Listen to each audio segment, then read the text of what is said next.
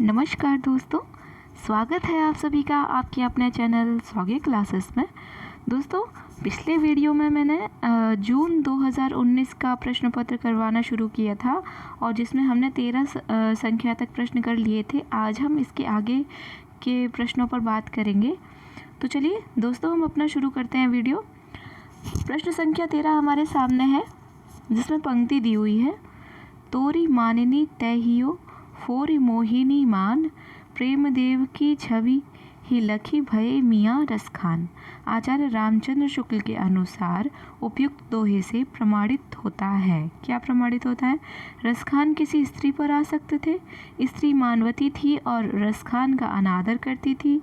रसखान स्वयं को प्रेम का मानदंड मानते थे और रसखान को भास हुआ कि जिस पर गोपियाँ मरती हैं उस पर ध्यान लगाया जाए।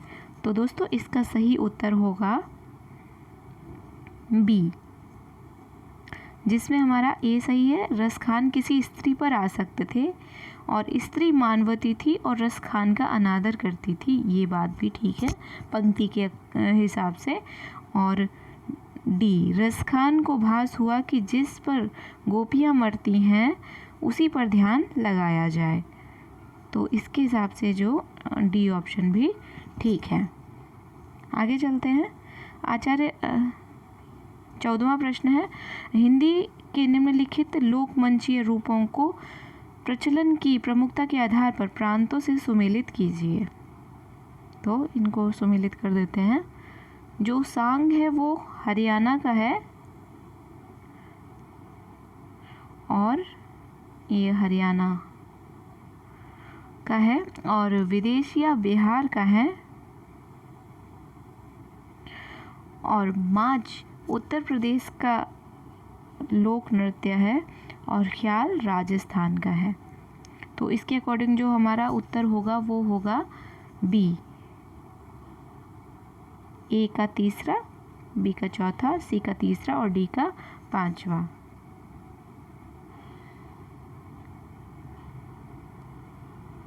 आगे चलते हैं। 15वां प्रश्न है, ये हिंदी के प्रधान आचार्यों में माने जाते हैं और इनका भाषा भूषण अलंकार ग्रंथ एक बहुत ही प्रचलित पाठ्य ग्रंथ रहा है। रामचंद्र शुक्ल ने उपयुक्त बात किस रीतिकालीन कवि के विषय में कही है? तो ये बात उन्होंने कही है महाराज जसवंत सिंह के लिए। आगे चलते हैं। निम्नलिखित में से कौन सा कवि कृष्ण भक्ति धारा के कवियों में शामिल नहीं है? तो ऑप्शन देख लीजिए, नंददास, नाभादास, हरिदास और ध्रुवदास कृष्ण भक्ति धारा के कवियों में शामिल नहीं है। तो हमारा जो ऑप्शन है वो है नाभादास। नाभादास कृष्ण भक्ति धारा में शामिल नहीं है। बाकी अन्य तीन, नंददास, ध्रुवदास, हरिदास, ये कृष्ण भक्ति धारा के प्रमुख कवियों में आते हैं। अपभ्रंश के जो नमूने हमें पद्यों में मिलते हैं वे उस काव्य भाषा के हैं जो पुरानेपन के कारण बोलने की भाषा से कुछ अलग, बहुत दिनों तक आदिकाल के अंत क्या उसके कुछ पीछे तक पोथियों में चलती रही। उपयुक्त कथन किसका है? तो उपयुक्त कथन है आचार्य रामचंद्र शुक्ल का।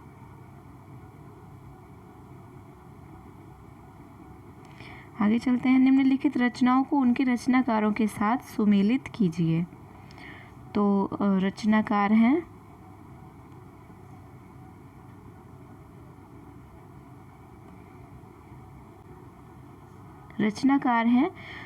प्राकृत प्रकाश किसकी रचना है? तो प्राकृत प्रकाश है वररुचि की। और श्रावकाचार है देवसेन की। प्रबंध चिंतामणि है जैनाचार्य मेरुतुंग की। और कुमारपाल प्रतिबोध है सोमप्रभ सूरी जी की। तो इसके अकॉर्डिंग जो हमारा उत्तर होगा वो होगा ए। सही उत्तर हमारा है ए। आगे चलते हैं। यही सच है कि कहानीकार कौन है? तो सभी को पता होगा, यही सच है कि कहानीकार है मन्नू भंडारी जी। इसमें कृष्णा सोवती और उषा प्रियंवदा, मन्नू भंडारी और मृदुला गर्ग की प्रमुख कहानियाँ दी हुई हैं। इसको आप एक बार देख लीजिएगा। और इनके जन्म काल एक बार बता देती हूँ। कृष्णा सोबती हैं 1925 की, उषा प्रियंवदा हैं 1930 की, और मन्नू भंडारी हैं 1931 की, 1931, और मृदुला गर्ग जी हैं 1938 की, और चित्रा मुदगल जी हैं 1943 की, 1943। दोस्तों क्योंकि इनके ना कई बार क्रम लगाने के लिए दे देते हैं, क्योंकि ये चर्चित कहानीकार, महिला कहानीकार एक साथ दी हुई हैं, इसलिए मैंने आपको यहाँ पर इनके जन्म काल बताए कि कौन सी पहले हैं, कौन सी बाद में हैं। तो ये आपको याद रखना ज़रूरी है, क्योंकि इनसे कई बार प्रश्न बनता है कि इनका क्रम लगाइए, और कई बार इनकी कहानियों के क्रम भी पूछते हैं। तो दोनों ही चीज़ें हमें याद करके रखनी चाहिए। आगे चलते हैं। निम्नलिखित ग्रंथों को उनके रचयिताओं के साथ सुमेलित कीजिए। तो उनके रचयिताओं के साथ सुमेलित कर देते हैं। पेरिप्लस लॉन्जाइनस की रचना है, और the secret wood T S. Eliot की, और पोएटिक्स अरस्तु की है, और बायोग्राफिया लिटरेरिया कॉलरिज की है। तो इसके अकॉर्डिंग जो हमारा उत्तर है वो है डी हमारा सही उत्तर है। आगे चलते हैं। हिंसा नल से शांत नहीं होता हिंसा नल, उपयुक्त ध्येय वाक्य का संबंध किस काव्य रचना से है? तो ये हमारा जो पंक्ति है वो है, हिंसा नल से शांत नहीं होता हिंसा नल, उपयुक्त ध्येय वाक्य उन्मुक्त से अवतरित है, जो सियाराम शरण गुप्त द्वारा रचित है। रामधारी सिंह दिनकर को ओज और पौरुष का कवि कहा जाता है, और इनको अधैर्य का कवि तथा डिप्टी राष्ट्र कवि भी कहते हैं। इनकी प्रमुख कृतियाँ यहाँ पर दी हुई हैं, आप एक बार देख लीजिएगा। प्रश्न संख्या 22, काव्य भाषा के संदर्भ में निम्नलिखित में से कौन सी मान्यता वर्ड्सवर्थ की नहीं है? यहाँ पर ध्यान देने की चीज़ होती है, जो इस तरह के प्रश्न बनते हैं उनमें हमें नहीं को पहले ही अंडरलाइन कर लेना चाहिए कि हमें इसके विपरीत वाले आंसर देने हैं, क्योंकि कई बार हम जल्दी में देख लेते हैं अरे ये तो प्रश्न हमें आता है, तो हमारा ये इस तरह से प्रश्न गलत हो जाते हैं। तो इसमें हमें देखना है। अब हम पढ़ेंगे, काव्य में ग्रामीणों की दैनिक बोलचाल की भाषा प्रयुक्त हो। भाषा में मिथक और बिंबों का प्रयोग होना चाहिए। भाषा में कृत्रिमता और आडंबर वाद के कवियों की देन है। गद्य और काव्य की भाषा में कोई तात्विक भेद नहीं है। तो जो हमारा उत्तर है वो है बी, भाषा में मिथक और बिंबों का प्रयोग होना चाहिए। ये पंक्ति वर्ड्सवर्थ की नहीं है, बाकी तीनों की तीनों जो हैं वो वर्ड्सवर्थ की भाषा के संबंध में दी हुई मान्यता के हिसाब से ही सही हैं। 23वां हमारा प्रश्न है, कहानी इतिवृत्त होती तो है, यानी उसमें स्थिति से स्थानांतर अर्थात जीवन गति होनी चाहिए। काल का कुछ स्पंदन, कुछ तनाव अनुभव हो, वही तो कहानी का रस है। कहानी के विषय में उपयुक्त विचार किस लेखक के हैं? तो कहानी के विषय में उपयुक्त विचार जो हैं वो हैं जैनेन्द्र कुमार जी के।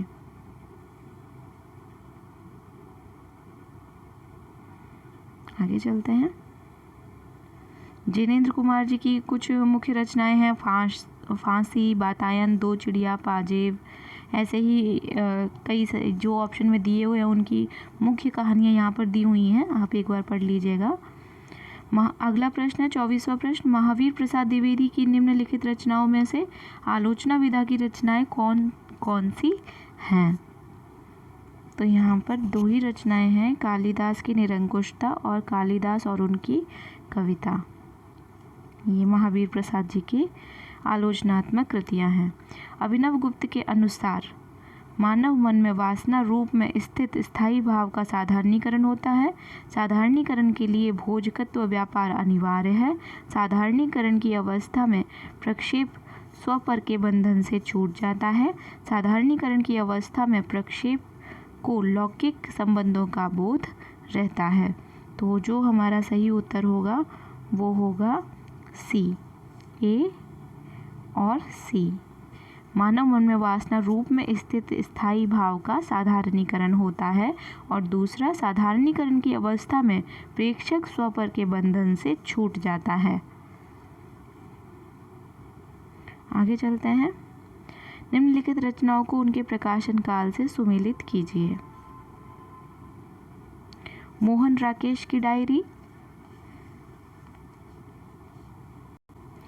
मोहन राकेश की डायरी का प्रकाशन वर्ष जो है वो है 1985 और डायरी के कुछ पन्ने घनश्याम दास बिरला जी की रचना है, ये है 1940 की। आगे चलते हैं।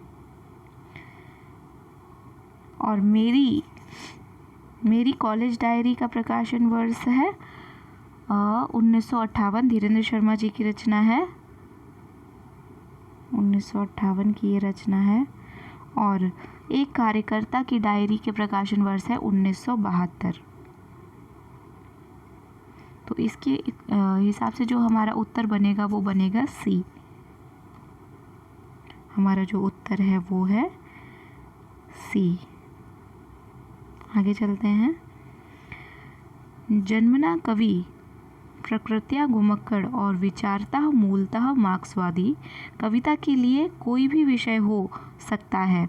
घुमक्कड़ ऐसे कि कभी यहाँ कभी वहाँ, मूलतः मार्क्सवादी किंतु वे उसके बाहर भी झांक लेते हैं।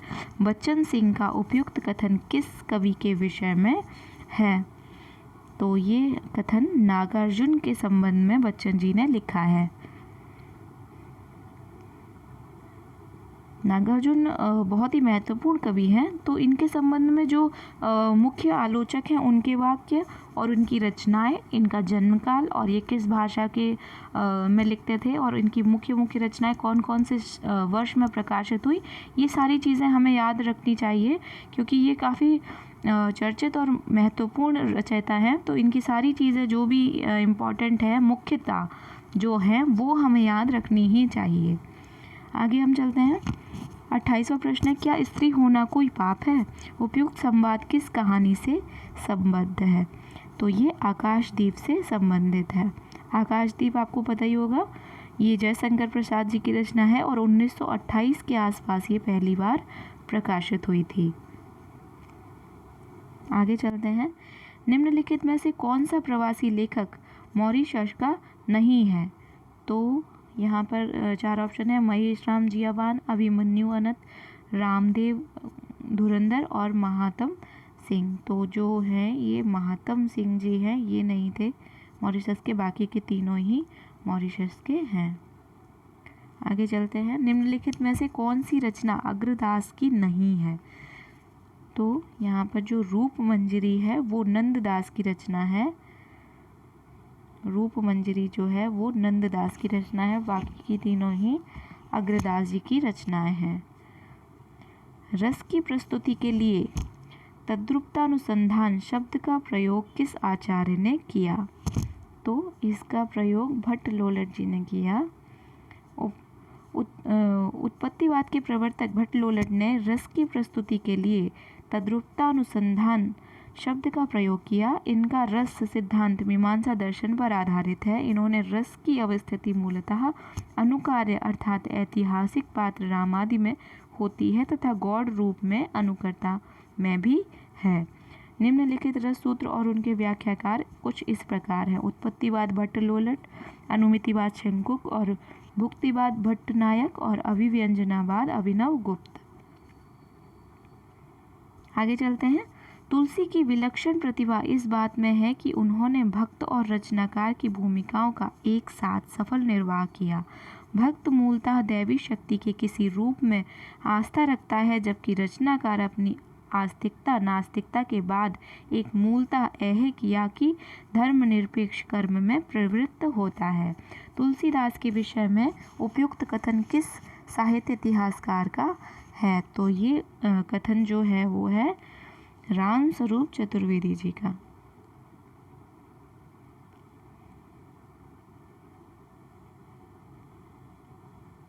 किसी बात का टोटा होने पर उसे पूरा करने की इच्छा होती है, दुख होने पर उसे मिटाना चाहते हैं, यह स्वभाव है। यह पंक्ति जो उपयुक्त कथन किस निबंध से उद्धृत है? तो उपयुक्त कथन जो है वो है चंद्रधर शर्मा गुलेरी जी का कछुआ धर्म निबंध से। ये भी दोस्तों बहुत ही महत्वपूर्ण रचनाकार हैं चंद्रधर शर्मा गुलेरी। इनकी रचनाएं ज़्यादा नहीं हैं, तो हमें इन्हें भी अच्छे से याद कर लेना चाहिए। इन्हें याद करना बहुत ही आसान है, क्योंकि बहुत ज़्यादा इन्होंने रचनाएं लिखी ही नहीं हैं, और जितनी भी लिखी हैं वो बहुत ही ज़्यादा महत्वपूर्ण हैं। तो अगला 34वां हमारा प्रश्न है, निम्नलिखित में से किस आलोचक का संबंध मार्क्सवाद से है? तो शिवदान सिंह चौहान जी जो हैं, हिंदी का प्रथम मार्क्सवादी आलोचक शिवदान सिंह चौहान है। इनके द्वारा रचित भारत में प्रगतिशील साहित्य की आवश्यकता 1937 शीर्षक निबंध को प्रथम मार्क्सवादी समीक्षा के रूप में स्वीकार किया जाता है। इनकी अन्य प्रमुख रचनाएं हैं प्रगतिवाद 1946, साहित्य की परख 1946, हिंदी साहित्य के 80 वर्ष 1954 और साहित्य अनुशीलन 1955, आलोचना के मान 1958, साहित्य की समस्याएं 1958 और नई कविता का आत्मसंघर्ष 1964 आदि। आगे चलते हैं। हिंदी रंगमंच को हिंदी भाषी प्रदेश की सांस्कृतिक पूर्तियों और आकांक्षाओं का प्रतिनिधित्व करना होगा। रंगों और राशियों के हमारे विवेक को व्यक्त करना होगा। उपयुक्त कथन निम्नलिखित में से किस नाटककार की नाटक की भूमिका से संबंधित है? तो ये जो भूमिका की बात है, ये है आषाढ़ के एक दिन की जो भूमिका है उसमें ये पंक्ति आती है।